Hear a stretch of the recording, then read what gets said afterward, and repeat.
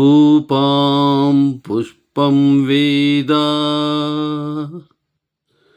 పుష్పవాన్ ప్రజావాన్ పశుమాన్ భవతి చంద్రమా వా అపాం పుష్పం పుష్పవాన్ ప్రజావాన్ పశుమాన్ భవతి య ఏవం వేద యూపమాయతనం వేద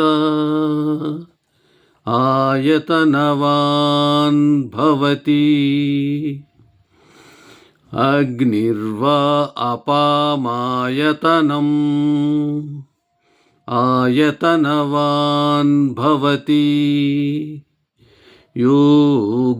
యోగ్నిరాయతనం వేద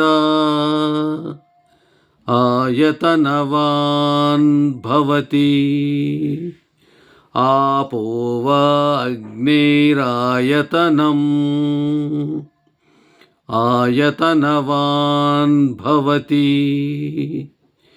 య ఏవం వేద యూపమాయతనం వేద ఆయతనవాన్ భవతి వాయుర్వా అపామాయతనం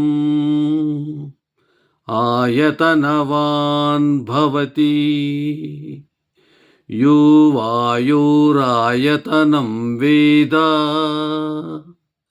ఆయతనవాన్ భవతి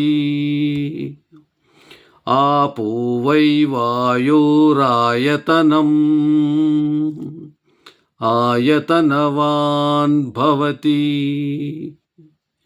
య ఏవం వేద యూపమాయతనం వేద ఆయతనవాన్ భవతి అసౌ వై తపన్నపామాయతనం ఆయతనవాన్ భవతి యో ముష్యతపత ఆయతనం వేద ఆయతనవాన్ భవతి ఆపో వా అముష్యతపత ఆయతనం ఆయతనవాన్ భవతి య ఏవం వేద యూపమాయతనం వేద ఆయతనవాన్ భవతి చంద్రమా వా అపామాయతనం ఆయతనవాన్ భవతి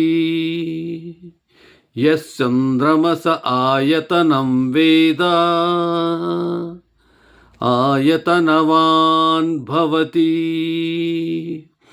ఆపో వై చంద్రమస ఆయతనం ఆయతనవాన్ భవతి య ఏవం వేద యూపమాయతనం వేద ఆయతనవాన్ భవతి నక్షత్రాణి వా అపామాయతనం ఆయతనవాన్ భవతి యో నక్షత్రాణామాయతనం వేద ఆయతనవాన్ భవతి ఆపో వై నక్షత్రాణామాయతనం ఆయతనవాన్ భవతి య ఏవం వేద యూపమాయతనం వేద ఆయతనవాన్ భవతి పర్జన్యో వా అపామాయతనం ఆయతనవాన్ భవతి యః పర్జన్యస్యాయతనం వేద आयतनवान् भवति आपो वै पर्जन्यस्यायतनम् आयतनवान् भवति य एवं वेद योपमायतनं वेद